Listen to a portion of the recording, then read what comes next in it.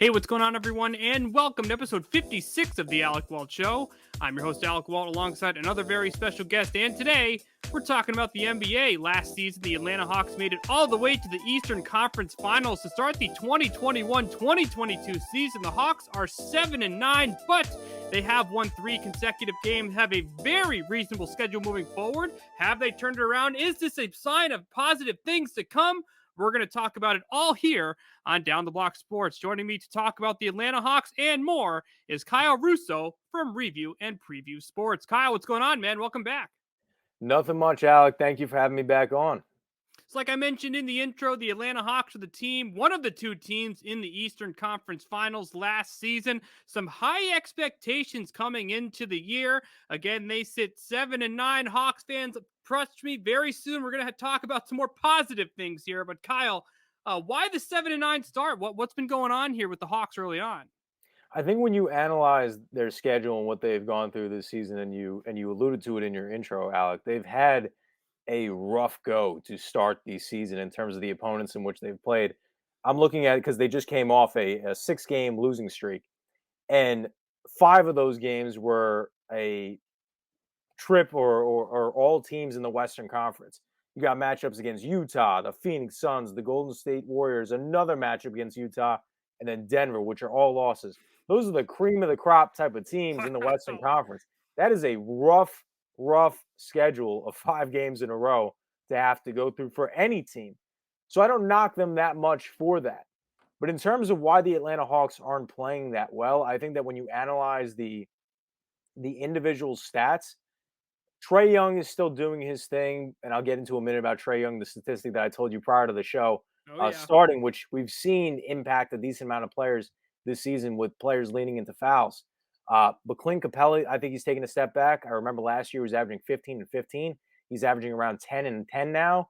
You look at guys like Lou Williams, who I think a lot of people believe was going to be a tremendous piece off the bench. He's only averaging, I think, 11 minutes per game. They're not even using him.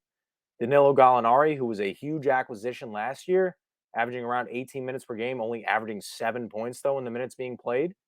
Bogdanovich is a solid, nice piece that they added in free agency from Sacramento last year.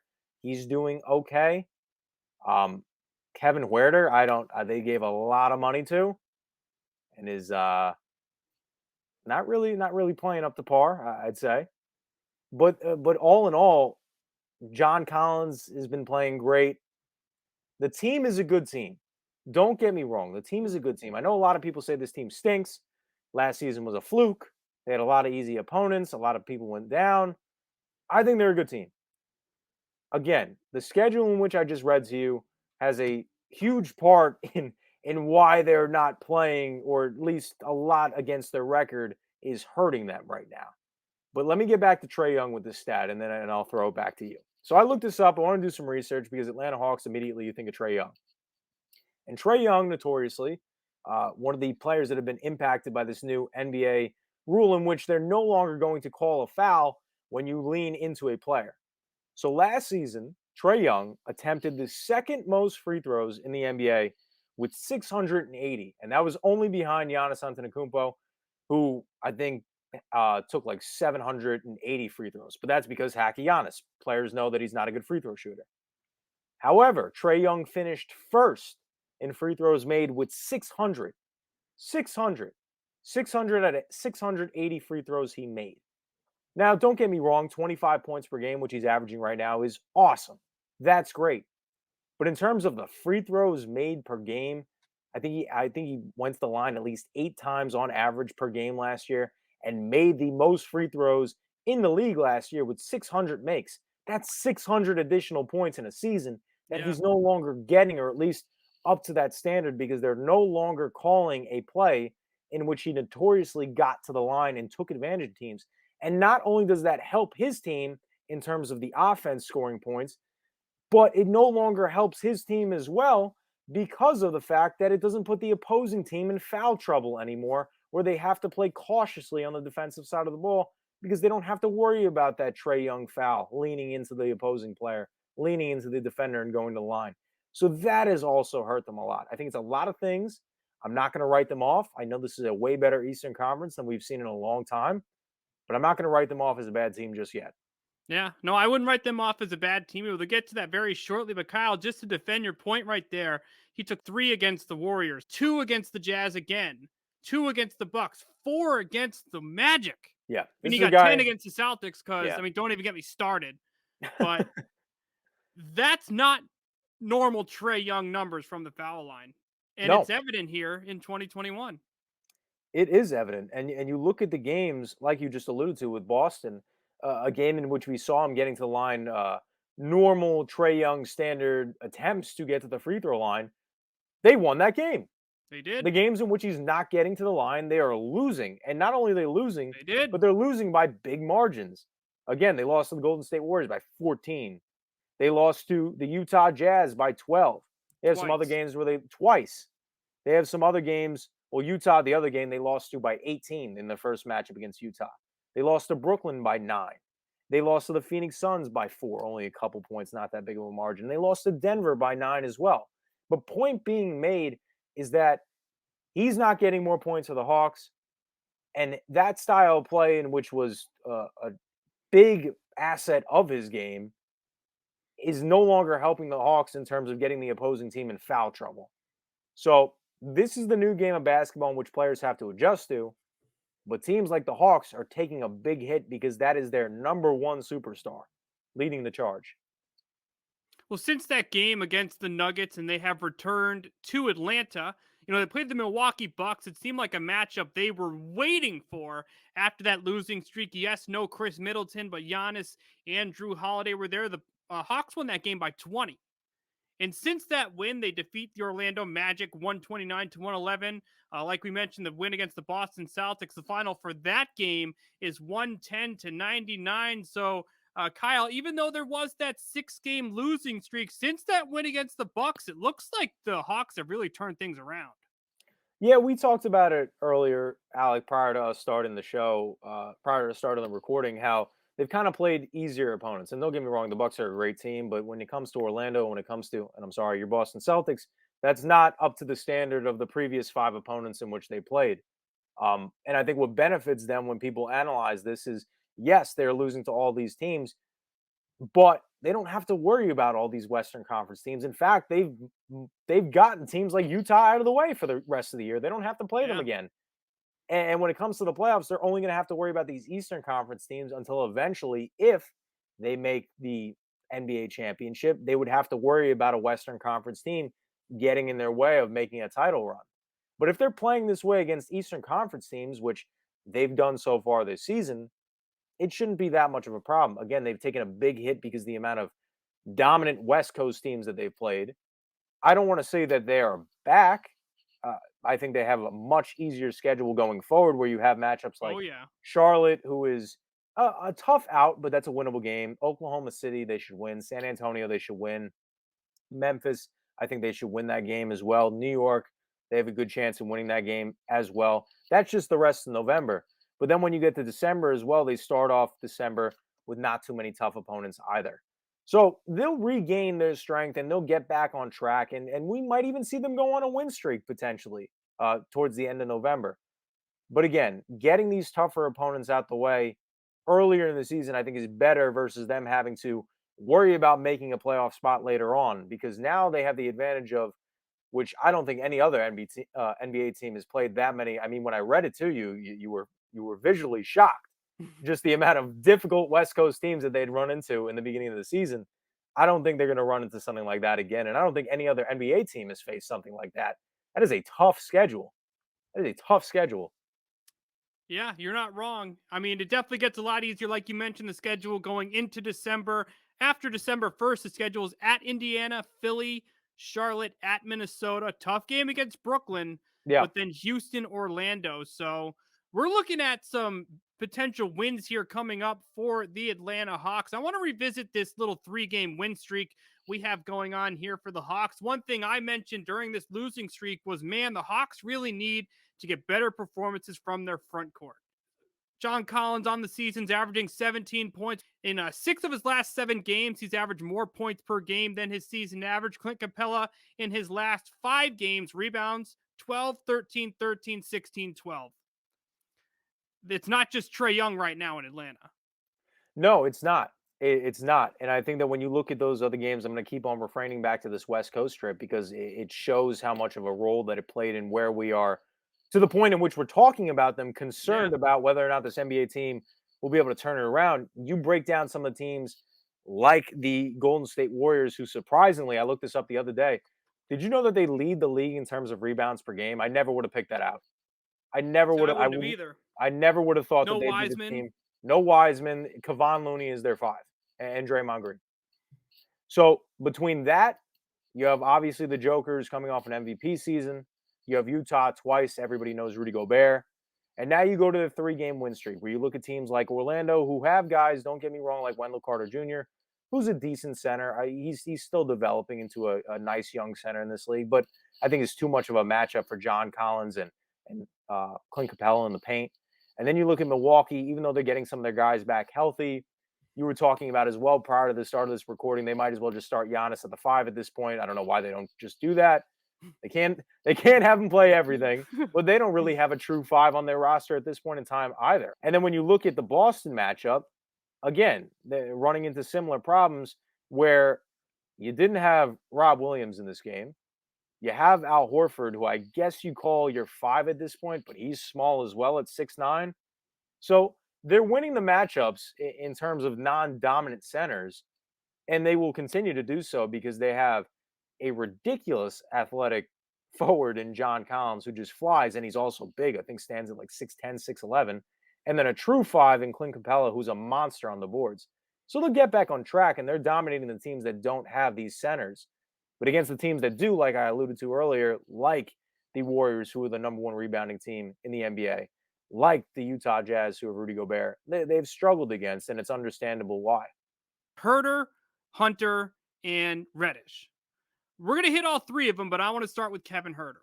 He was the guy that got paid here in the offseason. He was the guy that had huge performances in the postseason, even played great defensively, kind of took away his mold of just being a 3-point shooter.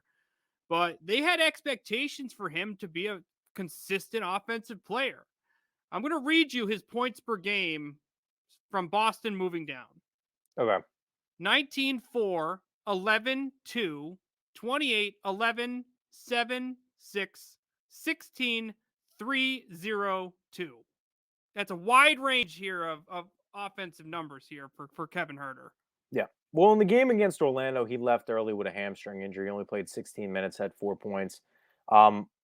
Again, you're absolutely right when you say that he's got to get more on a consistent basis in terms of playing, obviously. But he's also got to get more shots up. What I'm noticing in these games is he's not taking many shots. Like in the game against Denver, in which they lost with a final score of 105-96, the guy's playing 30 minutes off the bench and only taking 6 shots. Like he's a shooter. Yeah. You should be shooting the basketball. And granted, he took 5 threes, but you also alluded to the fact that this is supposed to be a well-developed, well-rounded, versatile player. If 5 of your 6 shots are all threes and they're not going down, go to that other aspect of the game in which we saw last year, in which is why you got paid the amount of money that you did as a versatile player to shoot in other aspects of your game. Shoot mid-range jumpers, shoot other field goals. Don't just be heavily reliant upon the 3. You know, guys miss their shots, especially from the 3-point line. It's almost like a lack of confidence after they miss that. They don't know what else to go to. I've seen that personally in Duncan Robinson, who's a 3-point specialist, where he doesn't make his first 5 shots. He just stops taking them. You'll see him play 30 minutes in a game and only take 5 shots. If you're on the court, you have to be doing something, especially as the shooter, because that is, granted, they have a lot of shooters on that team, but you need to be putting up more than 6 shots in 30 minutes. Yeah. No, I completely agree with you. I mean, I was expecting much more from Huerter here in 2021. Now, yes, when you're on a team with Young, Bogdanovich, Collins, Reddish, who's broke out really this season, has been a little bit inconsistent offensively lately. Obviously, Gallinari stepped up in these last couple games, but you know, I expected more consistent offensive numbers. But you're spot on there with the shots. I mean, it's definitely something they're going to need to work on here for the rest of the season. One thing they're also going to need to work without is they're dealing with some injuries here. DeAndre Hunter is out with an injury for what's looking like it could be possibly 2 months. How big of a loss is Hunter here for the Hawks? I am such a big fan of DeAndre Hunter. I am Such a too. big fan of DeAndre Hunter. Watching him in the watching him during March Madness with Virginia was just incredible, and I love the draft pick by the Atlanta Hawks. But how much of a hit is it going to be? Sadly, I don't think it's going to be that much of a hit because, as you You know, think? they've had to play without him. He's become injury prone. That's bottom line. He's just become injury prone in his first now what 2 3 years in the NBA. Yeah, year He 3. hasn't been a consistent player because he hasn't been able to get on the court and stay on the court for the entirety of a season, or at least close to a. Well, it was around a 70 game schedule, 72 game schedule last year, now 82 game schedule this year. But now he's designated to miss what, 2 months after having wrist surgery? Yeah. So they haven't had to go to him. So you can't really say that they're going to miss him when they've had to play so many of their games throughout the entirety of his career without him. And granted, this is a guy that was drafted what 2 3 years ago with the fourth or fifth overall pick, I believe. Yeah, So he went 4th. this was a guy who was highly anticipated, was supposed to be a tremendous impactful player immediately when he got on the court. He had an okay rookie year, averaging around 12 points per game. And this season, within the first 13 games or so, averaging around 10 points. And now not being able to gain that consistency underneath his legs now in his second, third year. And that's going to hurt him. But in terms of hurting the Hawks, they've had to game plan without him and they've figured it out. They're going to have to do the same thing now over the course of these next 2 months. Yeah, so that final young player I was talking about, Cam Reddish, his first month was excellent. Yes. His now recently we've seen some inconsistencies offensively. Obviously, without Hunter here, he could see some increased minutes, increased role here off the bench. We've also seen that from Danilo Gallinari, who's also been pretty impressive off the bench lately. But give me your impressions this year from Reddish here early this season. I am very impressed from what I've seen from Cam Reddish this season. Me To be too. honest, when the big three were at Duke, because you got to remember, he was a part of that big three with RJ Barrett and Yeah, Zion Williamson. yeah, He kind of fell through the cracks during his time at Duke. He was a 3 point specialist at Duke who kind of fell off a little bit from his first game all the way to his last game with the Blue Devils. It was really the Zion Williamson show and RJ Barrett show at Duke. Cam Reddish was not really a factor. He was drafted with the eighth overall pick, I want to say, by Atlanta in that year. This is now his third year in the NBA. And his first 2 seasons were not great. And this was another player as well who was unhealthy. But we saw towards the end of the season last year and when the playoffs began, when you give him minutes and he's knocking down a shot, this is a flashy star type of player, star type potential. I believe so. But the inconsistency is there. I need to see more consistency from Cam Reddish to have faith in these minutes. I'm happy he's getting the opportunity because now he's getting the opportunity with these injuries.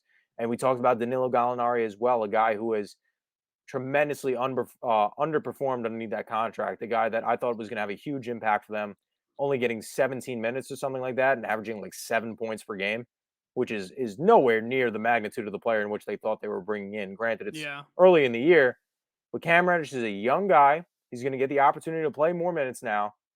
He's got to play up to that level that he did last season when people were talking about him in the playoffs, saying, "Give this guy a full year, give him some time." And this guy can be the next six man or potentially move into that starter position on this Hawks team.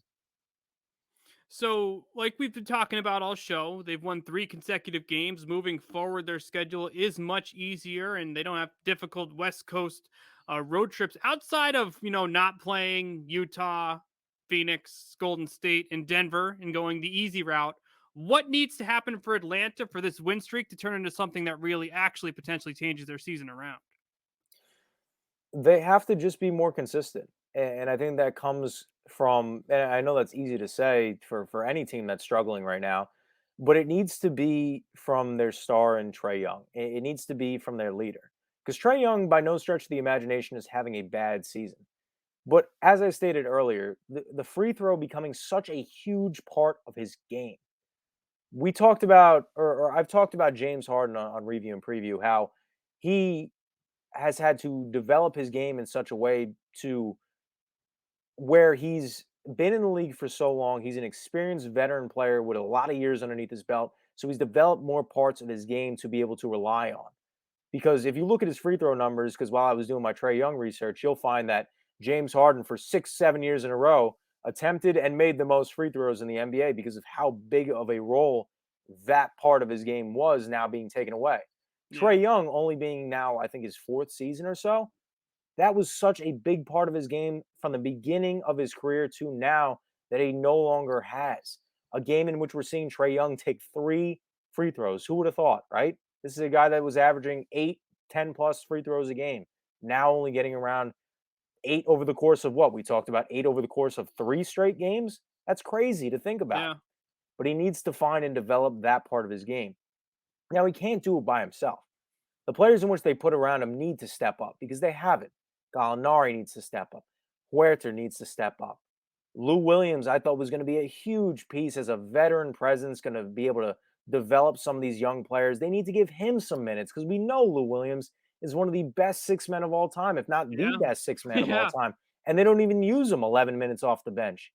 John Collins is doing his thing. I have no complaints there. Um, Clint Capella, I think while his numbers are great, it's not up to the standard in which he set last season. Because you got to remember when Atlanta made that trade with the Houston Rockets, people were labeling that as a stupid trade. And then Atlanta had actually lost that trade, and that was a bad trade. And that Clint Capella was a guy that in a new evolved NBA league, that Clint Capella, his value wasn't that much. But then we saw games where Clint Capella was averaging 25 and 25, and you just say to Yeah. yourself, wow, this guy is dominating the boards because he has a guy like John Collins next to him. He's not doing that right now. It comes as a team effort, and we'll see what Nate McMillan can do because we got to remember as well, Atlanta was an awful team last year in the first half of the season before they fired Lloyd Pierce. Mm-hmm. When Nate McMillan came in and became the head coach after being an assistant, he's a defensive guy. He's one of the best defensive players ever, Nate McMillan. He needs to bring that part back to Atlanta because in that stretch in which we saw them take over the league last year and have one of the hottest second halves that we've seen in a long time, not only were they great offensively in making their shots, defensively, they were very, very difficult to compete against. They're not that this year. They're giving up a lot of points per game. Even in their wins, they're giving up a lot of points per game. They need to get that defensive mindset down as much as they need to get that consistency on the offensive level down. It's really a whole team type of aspect. But like I said earlier, and as you stated as well, that rough go around 5 straight games in a row out west or versus Western Conference teams, I think they've gotten through the rough part of their schedule, at least from what I could assume, because that is a ridiculously hard schedule for 5 straight games to go up against. But now versing some easier Western Conference teams, some easier Eastern Conference teams, I think they'll be able to gain more consistency, not only offensively and defensively, but also gain more confidence in themselves as well. Because a lot of people at the end of last year were calling them flukes. And I think that takes a mental toll, especially when you're not winning games. That lack of confidence is there. But putting some more W's underneath their belt, that'll help them gain that confidence back. Final question for you. From November 20th to December 15th was the schedule we referenced before earlier in the show. Charlotte, Oklahoma City, San Antonio, Memphis, New York, Indiana, Philly, Charlotte, Minnesota, Brooklyn, Houston, Orlando.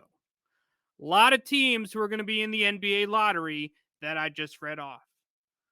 For all our Hawks fans listening at home, what are your expectations for this team over the next month of this season? I expect them to win a lot of these games. I You know, do we too. talked we talked about their schedule, and there's obviously some hard opponents. You know, they have teams like the Knicks, who are no longer an easy out. They're a good team. Indiana, another team that's kind of gaining their legs back underneath them once again. They're a good team. Lost a lot of games early in the season, and they were losing a lot of games close, but they have a solid team. Philadelphia is no joke. Charlotte's no joke, and obviously Brooklyn as well. But a majority of those games in which we talked about, they're lottery pick type teams, like Mm-hmm. the Minnesota Timberwolves, like the Houston Rockets, like the Orlando Magic. Those Oklahoma are City. games that you have to win. Oklahoma City, the San Antonio Spurs, who have taken a tremendous hit this year as well. Those are games they need to win, and those are games you're going to have to win because the Eastern Conference has gotten much tougher than it has been in a very, very long time. To the point where, yes, You have now 10 teams making the playoffs with the play-ins, but this is a team in the Atlanta Hawks who I believe were like a fifth or fourth seed last year. I think a fifth seed. They want to get back up to that same level in which they ended off the season last year, appearing in the Eastern Conference Finals versus being a team that just gets in. Yeah, it's going to be interesting to see what happens here in Atlanta. But for all of you Hawks fans who are concerned about the start to the year, things do get a lot easier, especially these next 4 weeks. Kyle, before I let you go, man, how can our listeners listen to more of your podcast? So you can find me at Kyle Russo 612 on Instagram. Not really a big Twitter guy. And then on my podcast, in which Alec has talked about review and preview, along with Tom Scavetta and James Montefusco, every Tuesday night review and preview from 7 to 9 o'clock, in which we talk about all sports in the midst of the football season. That's really what we're honing in on at this point in time. Baseball's obviously over. We got a basketball show on Monday nights with Paul Lombardi, the 3 and D. Make sure to tune into that as well. And then Big Blue Avenue, which is actually being conducted right now, start at 7 o'clock, a show solely focused on the New York Giants with Tom Scavetta, Hank and Dichter, and Sam Cardona. Another great show on the Review and Preview Network. But where you can find me Tuesday nights from 7 to 9 at Review and Preview. And then obviously my Instagram tag as well if you want to follow me. But Alec, Cool. Well, thank you for having me, man. yeah, Always a pleasure. Really happy to be on your program. no problem, man. We're going to try and do as many shows as we can talking basketball here on Down the Block Sports. So get used to hearing Kyle Russo's voice because you're going to hear him a lot this NBA season. Kyle, again, thank you very much. And that is going to be it for this episode of the Alec Walt Show. I'm Alec Walt alongside Kyle Russo. What do you believe of the Atlanta Hawks? Do you think they've turned the corner? Do you see a bright future ahead? Feel free to comment that below. Also, forget to like this video and subscribe to Down the Block Sports for more of my exclusive content. Thank you, everyone, for tuning in, and we will see you very soon.